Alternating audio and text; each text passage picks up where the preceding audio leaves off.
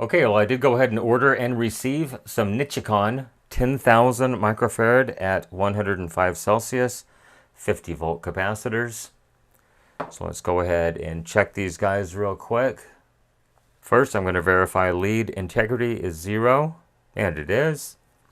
So I'd like to see 0.00, but I'm going to be happy if I get 0.01. And I see 0.01 on that one. Make sure I'm on there good. And it's right on the verge. It flashed 0 for a second. And then 0.01, let's double check our leads. Zero that out again. 0.01 ohms. And 0.01 ohms. I'm perfectly happy with 0.01. Much better than, I think the other ones were like 4 and 8 ohms. So let's go ahead and change every capacitor in this thing, put it back together, and give it a test. So as I normally do, I went ahead and marked the negative leads of all of the capacitors on the board, just in case the silk screening was incorrect. Yes, even that one, C34, is marked. That little 10 is marked right there. And then I did mark the 2 large capacitors as well. So let's go ahead and zip these things off the board, put the new ones in there like I said. We'll give it a test. If everything passes, we'll go ahead and add RTV silicone to keep these things from vibrating in the future. And I think I might go ahead and pull these fuses out and take a look at the contacts, because you can see they have some green crusties growing on them. I don't want those to affect the operation of the unit.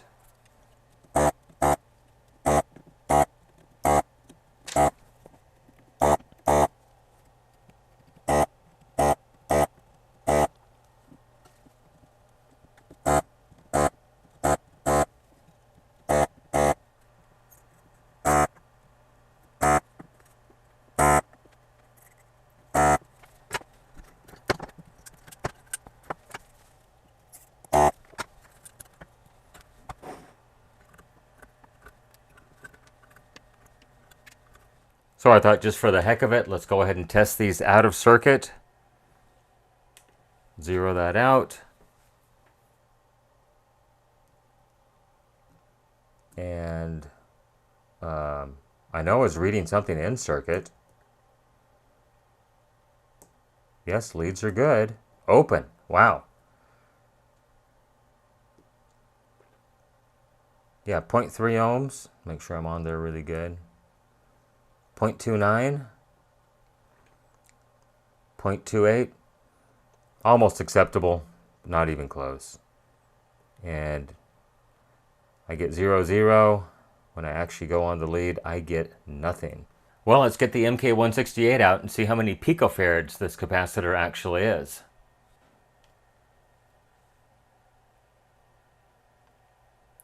Well, it does say it's 7,533 picofarads. So to convert picofarads into microfarads, you have to move the decimal point 6 places to the left. So that's 0.007 microfarads on that one. Now, what did the other ESR meter say? 0.28 ohms? Well, it's taking its sweet time. Well, 9800 and 0.4 ohms is what it reads on that one. So that one's not the end of the world, but not anything up to a 125 watt amplifier by any means. Let's just go ahead and do the ESR tests on the new capacitors. Really would like to see 0.01, 0.00. It's probably going to be like 0.03 on this thing because of the lead resistance. Well, it's 10,023 and an ESR of 0.78, which I don't believe for a second because I just tested it and the other one tested quite well. So I'm thinking it's probably lead resistance more than anything. Give it one more try. There we go, 0.01 ohms. That's what I wanted to see. That's actually good considering the lead resistance is probably 0.01 ohms to begin with. So 10,250 microfarads is what this thing reads. And we'll check the other one just to be safe. That's better, 0.01 ohms. Once again, 10,250 microfarads. Anyhow, I'm perfectly happy with that. Let's throw this thing back together with some new caps.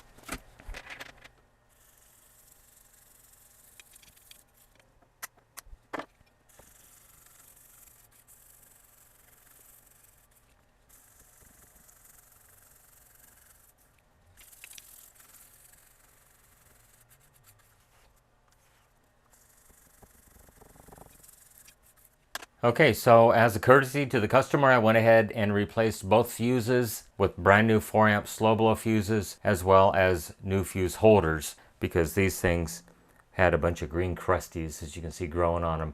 It might have been okay. I didn't actually take one out of the holder and take a look at it. But yeah, as you can see, it's corroded all the way around. And I was afraid the fuse holder was going to be in the same boat. So yeah, just went ahead and donated 2 new fuses and 2 new holders. I didn't quote this on the estimate, but I'm just going to go ahead and do it just as a courtesy to the customer. I don't need this thing coming back anytime soon. Anyhow, there's the 2 main filter caps, the 5 100s, the 3 10s, and the 1 1 replaced. The board's been cleaned with acetone. Now it's time to put this thing back together. The hardest part is getting the little fiber insulators in between the circuit board and the chip. Now, the previous people that serviced this glued these down, so I can't make out this date. I do see December 7th, 1990 something. So it's probably 97, 98, 99, somewhere in that time frame. But I believe this thing was due for a complete recapping. Anyhow, let's put it back together. So I opted to not go ahead and resolder the Molex connector to the circuit board because it looked like it had plenty of solder on it. Looks like it had been hand soldered by the factory, which leads me to believe this is a later version that they know was a contributing factor to failures. But I am going to go ahead and add a little bit of pretension, like always. Just a little pair of pliers. Fold that one in just a little tiny bit.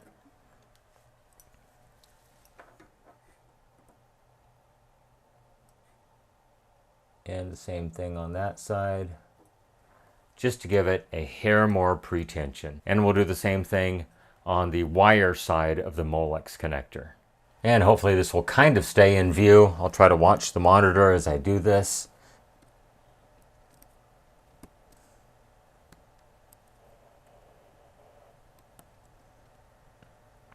Don't worry if you go just a little bit too far.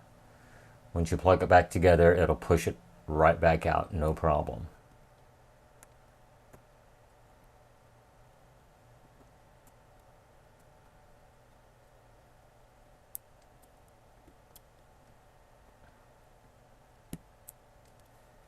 Okay, well, I like that. Everything's been retensioned. Let's go ahead and put this together and give it a test and then get ready to ship back to my customer. Okay, I'm going to mix things up just a little bit this time. So I've got a 60 watt incandescent bulb connected to the speaker leads right here. And I did go ahead and measure ohms on it to make sure it's not like 1 ohm or something. It reads 17.7 ohms, so I'm perfectly fine with that. I'm going to power this thing up into the light bulb because if there's any kind of an issue, the light bulb will light up and it'll save my speaker. And I also have the voltmeter set on DC volts. And let's go ahead and put it on the 60 volt range and we can look at any DC offset. So here we go, power on.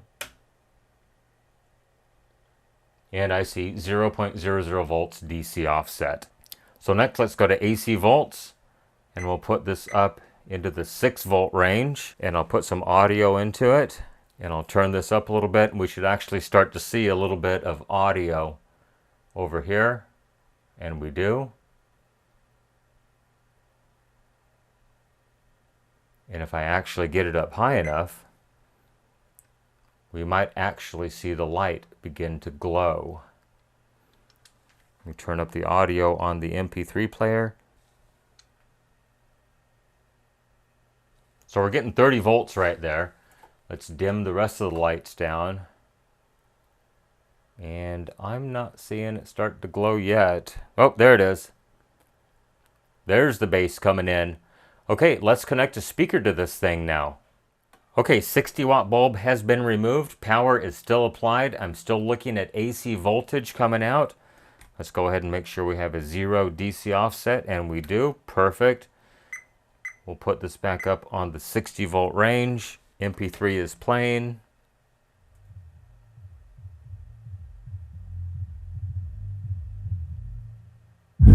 Oh yeah. Yeah, that distortion you hear, like always, is my speaker. It's only a little 6-inch speaker. So let's go ahead and connect a dummy load right now and drive this thing into distortion. Make sure. Okay, so I have the current meter set up. Looking in this little window I should put up somewhere right in here about now. And we'll go ahead and play audio back into this. It's going into a 4 ohm dummy load right now.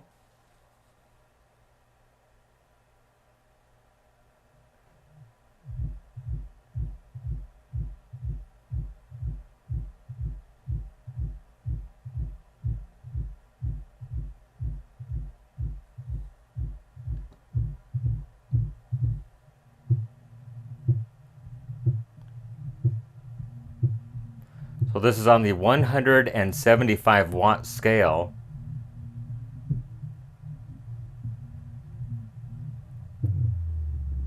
Oh yeah, there it goes. Pegging it. Let's go to 4 amps, or 480 watts, I believe it is, 470.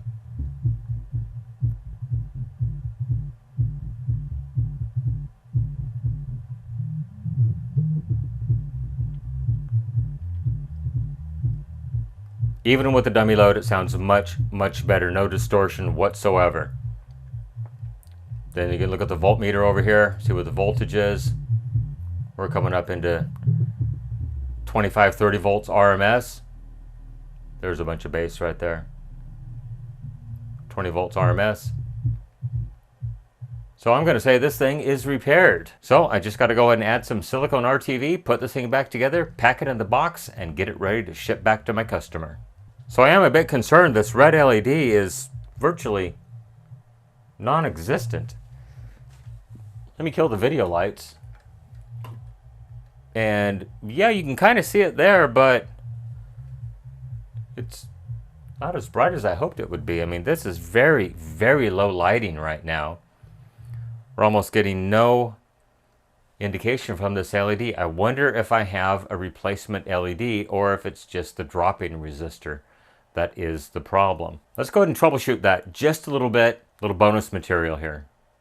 Well, here is a schematic for the power supply on the Miller & Kreisel MX-125. And as you can see right over here, there is the indicator LED. And they have a 2.4K 1 watt drop-in resistor between the positive 12 volt and the negative 12 volt rail. So there's 24 volts going across this when this thing is operational. And this LED should not be driven more than 20 milliamps total. So let's go ahead and do the math. With a 2.4K resistor and 24 volts minus approximately 2 volts, so 22 volts, how many milliamps is being driven into this single LED right there? And according to the Ohm's Law calculator, with 22 volts and 2400 ohms resistance, I should have about 9 milliamps across that LED. So I think it's just a bad LED at this point. Maybe we can just slap a new one in. I do happen to have a brand new factory fresh LED that's never been used in its lifetime. So let's go ahead and put that in there and see what kind of results we get. So there is the 2400 ohm or 2.4K resistor. Let's just go ahead and measure its value and make sure it hasn't changed. 2371 ohms. I'm perfectly happy with that resistance value. Let's just go ahead and pop another LED in this thing, power it up, and see what happens. So on LEDs, the long lead is always the positive. So we'll just plug it in here, and I'm going to apply AC power. And look at that. You can actually see it with the video lights on. It just needs a replacement LED. So power's off. It's draining the capacitors right now. It'll take a moment to die down. There it goes. Okay, well, I think I can just go ahead and hot glue this thing back into position. And we'll add some RTV. Maybe I'll just RTV this back into position. Add some RTV to all these caps and call this thing done. All right, old LED is out. New LED has been installed. I'm just going to glob some RTV around it here. It should hold it just fine. Just has to make basically an airtight seal all the way around it. They use that black glue which can become conductive over time. Maybe that was part of the problem.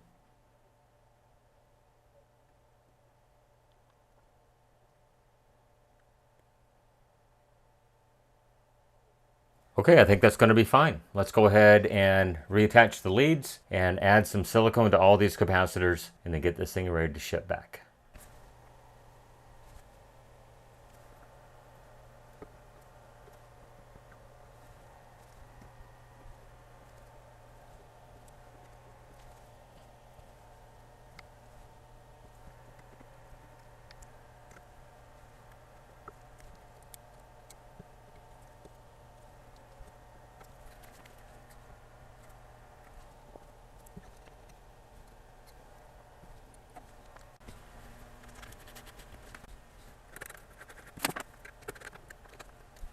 All right, here we go. Power on. Let's see if we can see the LED with the lights on.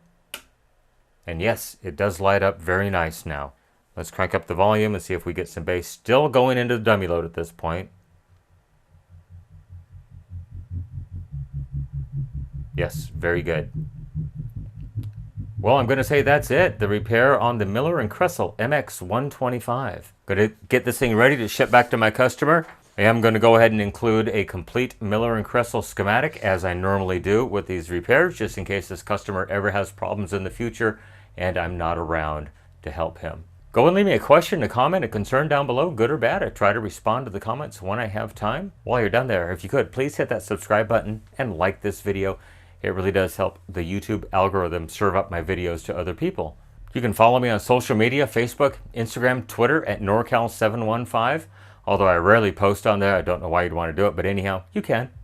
You can email me, norcal715videos@gmail.com. That is the best way to contact me. Please be patient. I do have a full-time job, and I do these repairs in my spare time. Remember, with your help, we can try to keep these things out of the landfill, out of the recycle bin, and out of the e-waste facility. Everyone, thank you for making it to the end of this video. I really do appreciate it. Once again, everyone have a great day. Thank you so much for watching. Stand by for bloopers. But I'm going to be happy if I get 0.1. So that would be 7.5 microfarads. And it's not giving me an ESR whatsoever.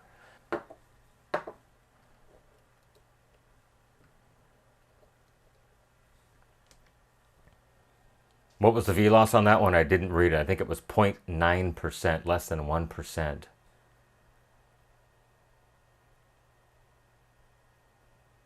And 0.9, 10,210 microfarads, ESR 0.82. Once again, I'm thinking there's something going on with these leads. Try to scrub them a little bit here. And we'll do one more test. Or 10.25 millifarads.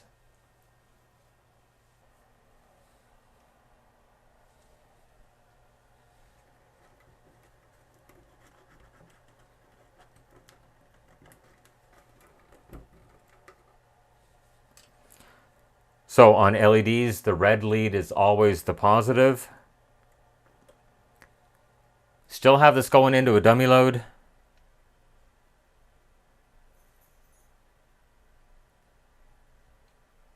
And I'm not getting any audio out of it.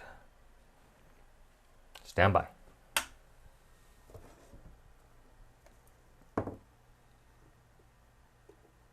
Yes, we are connected.